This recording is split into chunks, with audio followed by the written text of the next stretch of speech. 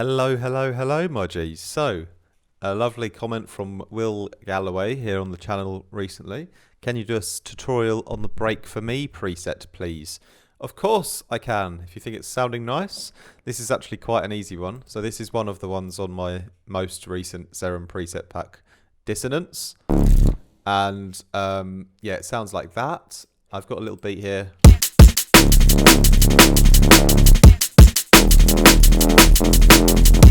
So let's just play something in like that. We can listen to it in isolation. I'll lengthen this a bit here, and then yeah, we have little gaps. There we go.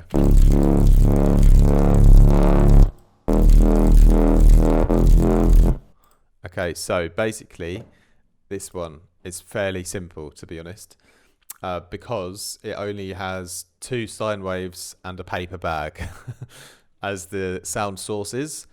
It doesn't even have any filters, and it's only got 1 LFO, and all of the rest of the stuff happens in the effects section. So we'll jump over all that stuff right at the end.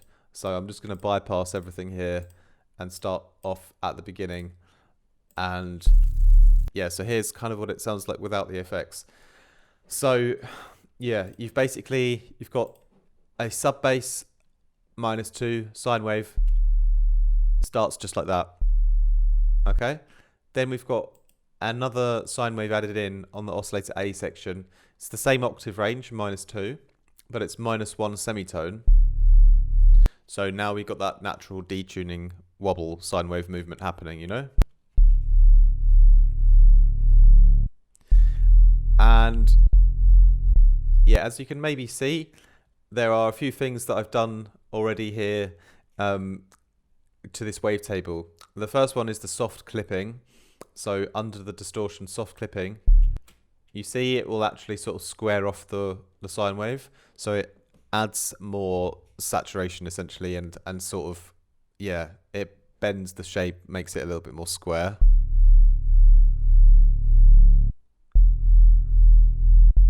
So it doesn't really get all the way around, okay, because the LFO is quite slow. So the LFO1, I just use a triangle, and it's a slow rate off the grid, 0.1 hertz, so you can see how slowly it moves. I turn the smoothing up quite high, so it turns into more of a sine wave than an actual triangle. Yeah, and it's sort of just in this range here, you know. So it does get a bit, if I really hold it down for long,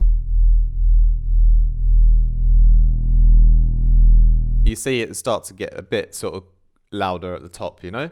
But it's quite a subtle thing, to be fair. Now, the other thing I've got is the PD sub, and if I turn this off, quite a different sound, okay? Putting it back on, especially if I turn it up more, it just builds in this little growl aspect to the sound. And it's quite subtle again, but at 28%, but it does like make a noticeable difference because the harmonics sort of all change a little bit, even though it's mostly still like low end sine wave information. The character's a bit different now. So yeah, that's just the sub bass here modulating into this one via phase distortion FM. Okay, so there's one more thing, which is the fine tuning, and this actually, yeah, because we have also taken down the whole oscillator 1 semitone, we've activated that detune between the 2 sine waves, so it's starting to wobble already. And then using the fine tuning, I'm able to get a more precise control of that speed of detuning. So as you saw here, when I turned it down, it gets an even faster detuned sound. But on this one, I've left it sort of, yeah, -6, so it's pretty much almost at 0, and it actually modulates upwards. And obviously, if it's going upwards, it's going closer back to 0 in the actual, you know, in terms of the semitones. So it's moving away from that -1 back closer to 0. So that means that the detuning effect becomes slower as the sine waves become closer together. So it actually sort of starts. It starts with like a bit of a pulsing medium speed rhythm, and it gets slowly even slower as it goes to the top, just by modulating the fine tuning. So yeah, just a way to have the detune wobble change in speed over time. Obviously, you could go the other way. You could make it faster as it gets held down, but this time I went slower. All right, and then the next thing then is only the paper bag, right? And yeah, this is nothing sounds that interesting yet because we have to turn on the distortion still, you know. But yeah, the level is down 26%. Actually modulate the level to come down a bit. So as this LFO comes up, the level actually on this paper bag goes down slightly. All right. Okay, so that's just the paper bag noise that comes in Serum already. And that's really, really simple, isn't it? And that's all we did in the first page. And now everything will sort of come to life once the distortion and everything else comes on, you know? So here we are. Here we have the first key character change. And that is the distortion, and that's because I've used the sine shaper that had quite an aggressive character change compared to everything else. So that's really brought out all of these kind of mid-range harmonics, you know. The distortion is up on the drive here, about 34%. Yeah, in that balance there, that's where the main character of the sound actually comes from, you know. So then the chorus is very essential as well, because it's all been pretty much in mono until this point. Yeah, the sine wave here is in unison 1, so it's just one voice, and the sub oscillator is always in one voice anyway. The paper bag is probably also in mono, and the distortion hasn't added any stereo either, so really everything's sort of been really down the middle until the chorus, and so that's why I've slapped it on pretty heavily at 43%. So all of this stuff we've built that's been powerful in the mono now is being spread quite a lot. Okay, I put a little bit of movement on the LFO on the low pass filter section of the chorus, and basically this section, I mean, this filter is really one of the coolest things about the chorus in Serum, because it actually has a really cool sort of filter sweeping sound effect when you use it well. Okay. But yeah, just having it a little bit more open and to the right allows for some more of those higher frequencies to be chorused as well. So yeah, it's not going to become too dull. Then the flanger. So you really hear it activate more again on the LFO as the sort of graph comes up here. More flanging is applied, but there's a little bit of flanging to begin with already, and yeah, it's fairly subtle until it comes to the top. Then you kind of hear the flanger effect more.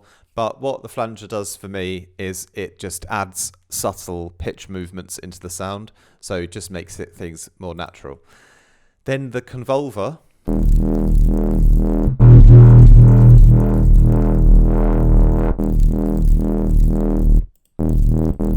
I've used it to the point where it has a small room sound on the bass now, but it's not really overtaking anything too drastically either, because with some of these convolution presets on Serum, they can quickly overwhelm your low end and cause horrible sound quality if you go too high on the mix. So you have to keep it quite low a lot of the time. This is the growlish, which is one of the coloration ones, which often sounds really, really great. So it's a good preset, but still I have to be careful. So that's a very subtle adjustment again. Now,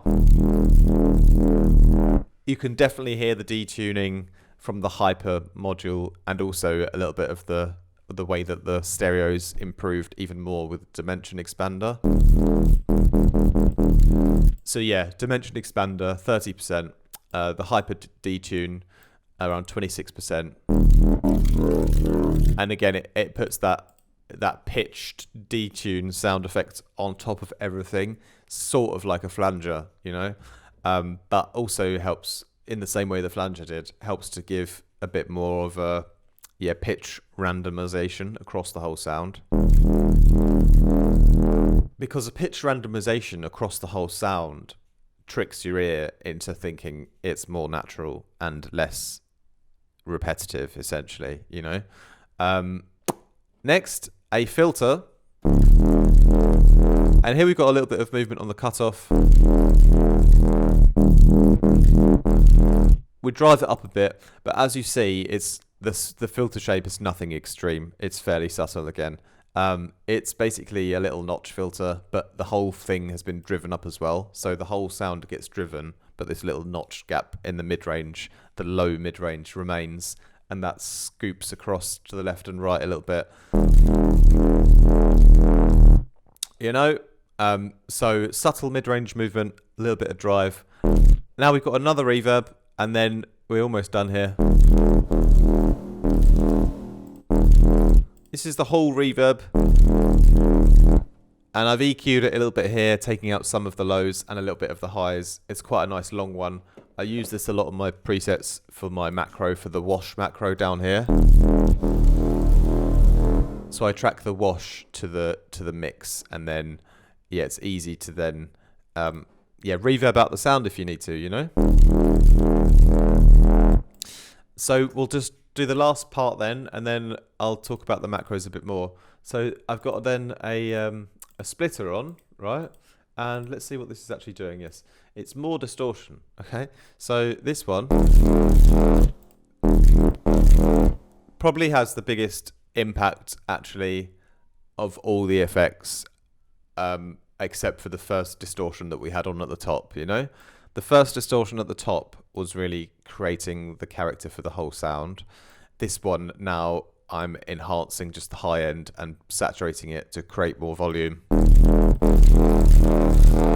So everything from 500 hertz up gets loads of saturation. I say loads, it's 34%, and the mix is also dialed in at 16, but it goes up to sort of around 45 or so here. So at the top of the curve, you've got actually a little bit more saturation and drive, you know. And yeah, so basically that's a cool way to also add a little bit of a dynamic variation across the length of the sound, where the distortion level slightly changes. So as the sound is held down longer, it actually gets a little bit brighter as well, just for difference. And the diode one here is the mode I used, because I find the diode 1 or the diode 2 work well at saturating the high end more often than not. Finally, here you got like I already turned this on, but yeah, it's just a little high shelf boost to finish. A long time ago, someone asked how I get the EQ up on the equalizer. It's very simple. You just click your mouse on the middle. This is like a final mastering kind of tweak at the end of the preset, where I just saw there was a bit more space for some more high end to be pushed up. So that's it. And then if we talk about the macros quickly,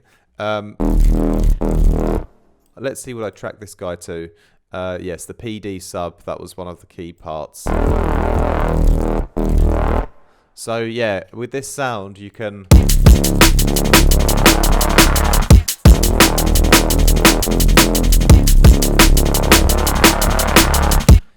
evolve the character of it using the Tony.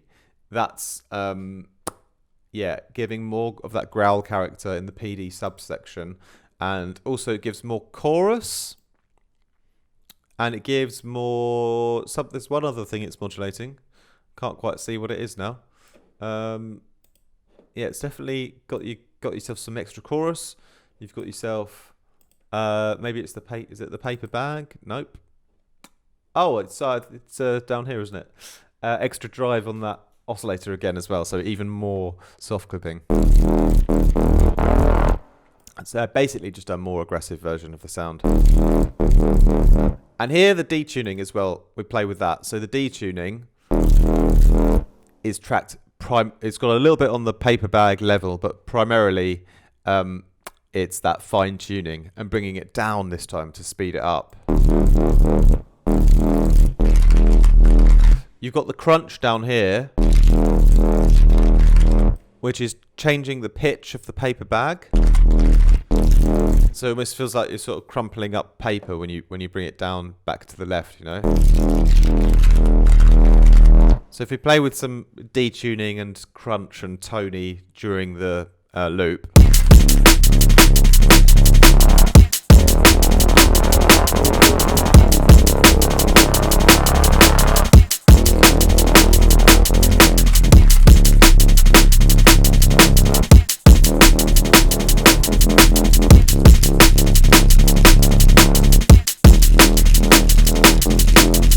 So you can do some subtle changes to the speed, the kind of drive, and also the noise effect as well. So that's very nice, isn't it? So that's basically the whole patch broken down. Break for me. I've broken it down for you. So I hope you enjoyed that. That's the Break for Me preset. Hope you guys like it.